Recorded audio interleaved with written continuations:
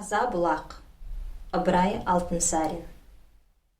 Үш жолаушы бір бұлақтың басында бір-біріне кез болыпты. Бұлақ бір тастақ жерден шыққан, айналасы қалың біткен ағаш жапырақтары бұлақтың үстіне төгіліп, суы мұздай, салқын, шыныдай жылтылдап тұрған сонша әдемі таза бұлақ екен. Су шыққан жеріне бір қазандай тасты біреу ойып қорғаныш қылып, тастың суағар жеріне жазу жазыпты. «Әй, жолаушы, болсаң, осы бұлақтай бол» деп. Манағы үш жолаушы бұлақтан ішіп қанған соң жазуды оқып, біреуі саудагер екен, ол айтты. Бұл жазылған ақыл сөз екен. Бұлақ күн-түн тынбай ағып, алыс жерлерге барады.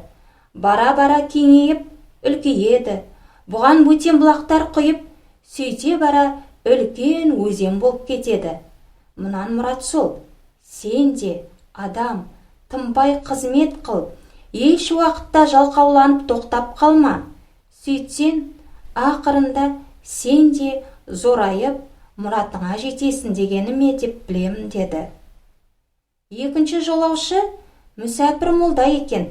Басын шайқап, «Жоқ, мен олай ойламаймын.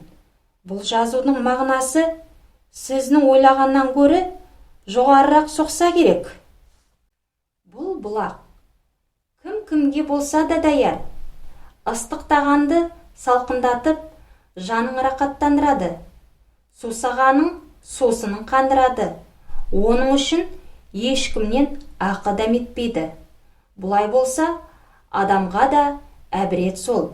Біреуге жақсылық етсең, ол жақсылығыңды ешкімге міндет етпе дегені болса керек деді.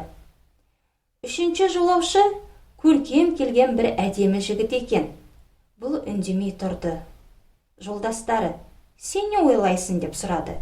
Жігіт айтты. «Менің ойыма бөтен бір нәрсе келеді. Бұл бұлақтың суы бір орында тынып тұрып, шөп шалам түсіп, лай қоқым болса, бұған адам мен айуан мұнша ынтық болмас еді.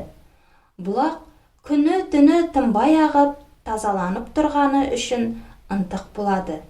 Олай болса, жазудың мағынасы көңіліңді, бойыңды осы бұлақтай таза сақта. Нешік бұлаққа қарасақ, күн түссе күннің, шөп түссе шөптің сәулесін көреміз. Көңілің сол реуішті сыртқа ашық көрініп тұрсын дегеніме деймін деді.